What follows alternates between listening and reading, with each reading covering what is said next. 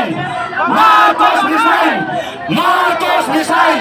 Marcos resign! Marcos resign! Marcos resign! Marcos resign! Marcos resign! Marcos resign! Marcos resign!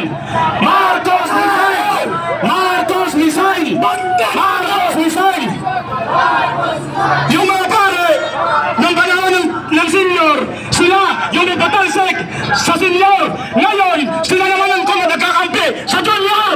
Nakakahiya maging Pilipino. Marcos resign! Marcos resign! Marcos resign! Marcos resign! Marcos resign! Marcos resign! Marcos resign! Marcos resign! Marcos resign! Marcos resign! Marcos resign! Marcos resign! Marcos resign! Marcos resign! Marcos resign!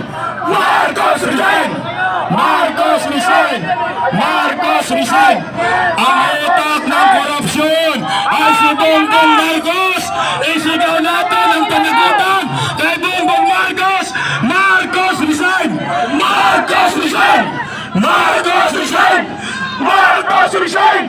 Marcos resign! Marcos resign! Marcos resign! Marcos resign! Marcos resign! Marcos resign! Marcos resign! Mga demonyo! Demonyo! Marcos resign! Ang tunay na nagpapahirap sa bayan mula noon hanggang ngayon ay ang apelyidong Marcos. Gumising na po kayo! Sama-sama po tayong manawagan! Wakasan na ang kaibangan, pangiwarakot ng gobyernong Marcos! Ang isang solusyon ay Marcos resign! Marcos resign! Marcos resign! Marcos resign! Marcos resign! Marcos resign! Marcos resign! Mga kababayan, gumising na po tayong lahat. Ilaban po natin ang bansang Pilipinas laban sa totoong kriminal, laban sa totoong magnanakaw. Sa magnanakaw sa kapaligiran ay ang Marcos, Romualdez, Saldico, ilang taon. Marcos resign! Marcos resign! Marcos resign! Marcos resign! Marcos resign! Marcos resign! Marcos resign! Marcos resign! Marcos resign! Alam niyo mga kababayan, noong araw, sinasabi nila ang Marcos ay magnanakaw. Hindi ako naniniwala dahil hindi pa ako pinampanak noong presidente si Marcos Sr. Nang naging presidente, itong si Marcos Jr. Ngayon, naniniwala na ako na yung tama pala ay nagmana dito sa kanyang anak na magkanakaw.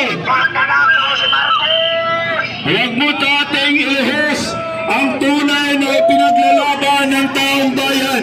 Panagutin ang mga magnanakaw sa kaban ng bayan. Huwag po tayong magpa-divert sa ibang mga grupo na hindi kayang sumigaw ng Marcos resign. Kailangan po natin magkapit-bisig. Ipaglaban po natin ang mga mamamayang Pilipino na tunay pong ninakawan ng mga kawatan sa gobyerno, sa Kongreso, Martin Romualdez, Saldico at Bongbong Marcos. Alam po ninyo yan.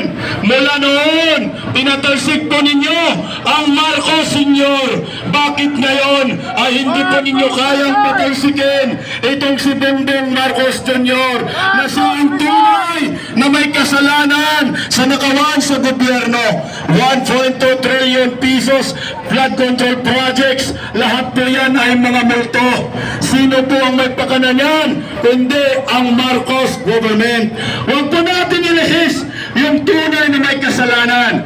Ang kasalanan po ay ang gobyernong Marcos. Ang may kasalanan po ay ang presidente ng Republika ng Pilipinas na ang tagal na pong panahon, almost 4 years, hinayaan po niya ang nakawan sa gobyerno. Huwag po tayong pumayag na na hindi siya managot. Araw-araw po tayong kumakayod, araw-araw po tayo nagbabayad ng tax para lamang bahain, para lamang nakawin ng mga kawatan sa gobyerno. Gumising po tayo mga kababayan ko. Tumbugin na po natin kung sino po ang